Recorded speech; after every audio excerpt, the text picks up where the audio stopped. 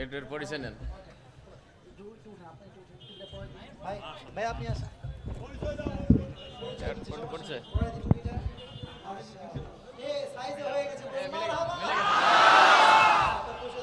আমার এই সূরা কাউসার যে কথাগুলো বলেছিলাম, কোন একজন যুবক কি আছেন যে যুবকরা আমার কথাটা বলতে পারবেন? আচ্ছা, একজন দাঁড়িয়েছে, দুইজন, তিনজন, চারজন, পাঁচজন। আমার মনে হয় যে সবার আগে এই দাঁড়িয়েছে। হ্যাঁ হ্যাঁ তাহলে যে আগে তার হক বেশি, তাই না? আপনার কি বলেন ভাইজান? আপনি আসেন। উনি না পারলে আপনাদেরকে সুযোগ দেওয়া হবে। কেউ উঠছেন না, এটাই তো কুড়িগ্রামের মানুষ, ঠিক কিনা বলেন? তাকবীর দালিল্লাহি তাকবীর। উঠে আসো, এই পার দিয়ে স্টেজে উঠে আসো। আর যে ভাইরা ফুলের তোড়া দিবেন আমরা শেষ করে দোয়ার সময় দিব। আর যে ভাইরা ছবি তুলছে না, যে আমার স্টেজে আমার যুবক ভাইরা ছবি তুলতে পারেন নাই, আমি যাওয়ার সময় এখানে দাঁড়াবো, সবাই মিলে ক্যামেরা রেডি থাকবেন, সামনে থেকে ছবি তুলে নেবেন, ঠিক আছে ইনশাআল্লাহ? আর কেউ উঠবেন না, আমি খুব খুশি হলাম। এই জন্য কুড়িগ্রামে আমার সবচেয়ে বেশি মাহফিল আমি রেখেছি। এরা শেষ না করে সহজে বাসায় যায় না, ঠিক কিনা বলে?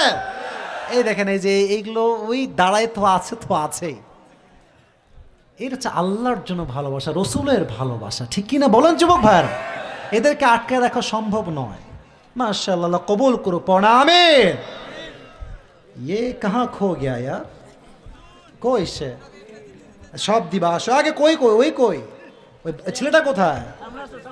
সাইড দাও তাকে, এদিকে আসো, স্যারের সামনে আসো এখানে। আমি নিয়ম বলে দিচ্ছি, তাকে আমরা প্রশ্ন করব, তিনবার সে সুযোগ পাবে, না পেলে আরেকজন সুযোগ পাবে। আর হ্যাঁ, যখনই সে উত্তর দিবে, কুড়িগ্রামের ভাইরা সবাই আপনারা মন খুলে বলবেন মারহাবা। বলেন একটা সবাই মারহাবা। এই মাইকটা নাও, এই মাইকটা নাও। Mic operator, turn on the mic, এখনই অন করে দেন। কই ডানে আছে? সালাম দাও দেখি ভাই একটা। আসসালামু আলাইকুম ওয়া রাহমাতুল্লাহি ওয়া বারাকাতুহু। উত্তরটা ভালো লাগে না, একটু জোরে আবার দাও তো সালাম ভাই আমার। আসসালামু আলাইকুম ওয়া রাহমাতুল্লাহি ওয়া বারাকাতুহু। আচ্ছা, তোমার বাড়ি কি কুড়িগ্রাম? জি। তুমি কথা বলবা বাঘের বাচ্চার মতো, কারণ আমরা আল্লাহকে ছাড়া দ্বিতীয়বার কাউকে ভয় পাই না যুবক ভাইরা, ঠিক কিনা বলা? ভয় পাওয়া যাবে না, কোনো ভয় নাই। আমরা তোমার সবাই ভাই ভাই, ঠিক কিনা বলে? আল মুসলিমু আখুল মুসলিম, ইন্নামাল মুমিনুনা ইখওয়া। So you don't need to feel scared, okay? Try to be okay, try your best. চুপচাপ থাকো। সবাইকে তুমি বলো, আজকে আমরা কোন সূরা থেকে তাফসীর করেছি?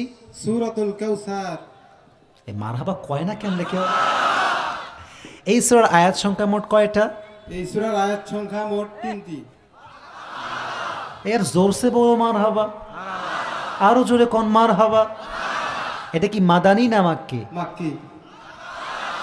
এই বামে চালাকে, বাবা তোরা মারহাবা বল রে বাবা, বলেন সবাই মিলে মারহাবা। আচ্ছা, আমি জাস্ট তোমাকে প্রশ্ন করব, তুমি জাস্ট যতটুকু পারো, as much as you can, কোনো প্রেশার নাই, কোনো চাপ নাই, তুমি কোনো বক্তা না, তুমি একটা সাধারণ ছেলে, তুমি যা পারবা তাই তো নূরুন আলা নূর, ঠিক কিনা বলে? আচ্ছা, তুমি একটু বলতে পারবা যে একটা সূরার ব্যাখ্যা করতে গেলে কয়টা জিনিসের প্রয়োজন হয়? 5টি। বলো তো কি কি? 1 নম্বরে বিশুদ্ধ তেলাওয়াত, 2 নম্বরে তরজমা, 3 নম্বরে হচ্ছে শানে নুজুল, 4 নম্বরে ব্যাখ্যা, 5 নম্বরে শিক্ষা। এত আসতে এখানে মারহাবা, জোরে বলতে হবে মারহাবা। 5টা বিষয় খুব জরুরি তাফসীর করতে গেলে। আচ্ছা, তুমি বলো তো ভাই, সূরা কাউসারটা নাজিল কেন হয়েছে, কখন হয়েছে, প্রেক্ষাপটটা কি ছিল? সূরা কাউসারটা নাজিল হয়েছে রাসূল সাল্লাল্লাহু আলাইহি ওয়াসাল্লাম যখন কষ্টে ছিলেন, তাকে আনন্দ দেওয়ার জন্য আল্লাহ সুবহানাহু ওয়া তাআলা এই সূরাটি নাজিল করেছেন। ইয়ার জোরসে বলো মারহাবা।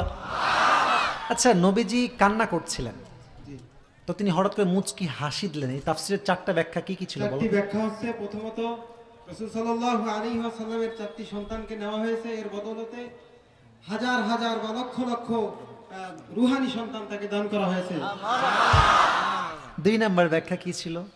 দ্বিতীয়ত হচ্ছে রাসূল সাল্লাল্লাহু আলাইহি ওয়াসাল্লাম কে আল্লাহ সুবহানাহু ওয়া তাআলা বলতেছেন যে আপনার এই সন্তান থাকলে ফিতনা সৃষ্টি হতে পারে, অর্থাৎ আপনার এই সন্তানদেরকে পরবর্তী উম্মতেরা নবী হিসাবে মেনে ফিতনা সৃষ্টি করতে পারে, যার কারণে তাদেরকে তুলে নেওয়া হয়েছে। এই কথা শুনে রাসূল সাল্লাল্লাহু আলাইহি ওয়াসাল্লাম হাসলেন। মাশাআল্লাহ। 3 নম্বরটা কি ছিল? 3 নম্বরটা ছিল যে রাসূল সাল্লাল্লাহু আলাইহি ওয়াসাল্লামের নামে কেউ যদি মিথ্যা অপবাদ বা রাসূল সাল্লাল্লাহু আলাইহি ওয়াসাল্লামকে কেউ যদি হেয় প্রতিপন্ন করে, তাদেরকে আল্লাহ সুবহানাহু ওয়া তাআলা নির্বংশ করে দিবেন। মারহাবা বলেন। তাদের অপপ্রচারকে প্রচার শক্তি বানায় দিবে একজন, তিনি কে? 4 নাম্বার ব্যাখ্যাটা, 4 নম্বরটা হচ্ছে আল্লাহ সুবহানাহু ওয়া তাআলা নিয়ামত হিসেবে রাসূল সাল্লাল্লাহু আলাইহি ওয়াসাল্লামকে হাউজে কাউসার দান করেছেন। মারহাবা। টুপিটা লস রে। আচ্ছা ঠিক আছে, এবার তো নবী খুশি হয়ে গেলেন। আল্লাহ খুশি দেখে কি করলেন?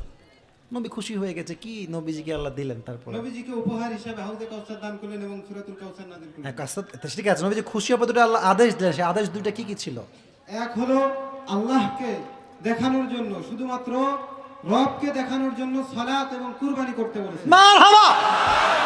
আচ্ছা আমি একটা কথা তোমাকে তোমার মেধা জাস্টিফাই করার জন্য বলতে চাই, যে তোমার মেধার জন্য। ইটস নট লাইক তুমি না পারলে দিব না, তা না। It's not like that. Okay, তুমি জাস্ট বলো যে আল্লাহ তো চাইলে ফসল লিলি ওয়ানহারও বলতে পারতেন, তাই না? মানে লিরব্বিকা বাদ, ফসল লিলি ওয়ানহার, নামাজ পড়ো, কোরবানি করো। লিরব্বিকা বলে আল্লাহ কেন বললেন যে আল্লাহর জন্য করো? লিরব্বিকা বলেছেন এই কারণেই, আমাদের সমাজে বিভিন্ন মানুষ আল্লাহকে না মানুষকে দেখানোর জন্য ইবাদত করে, যার কারণে আল্লাহ বলেছেন ফসল্লি লিরব্বিকা ওয়ানহার, তোমরা শুধুমাত্র রব্বুল আলামিনের জন্য সালাত আদায় করো এবং কুরবানি করো। আরে বলেন সবাই মারহাবা। আচ্ছা এরপরে শেষ আয়াত, ইন্না শানিআকা হুয়াল আবতারের অর্থ বললেই পাস যাও। ইন্না শানিআকা হুয়াল আবতার, হে নবী আপনাকে যে হেয় প্রতিপন্ন করবে, আপনার বিরোধিতা যে করবে, তাদেরকে আমি নির্বংশ করে দেব। মারহাবা মারহাবা। এর পরিচয় নেন ভাই আপনি আসেন। পরিচয়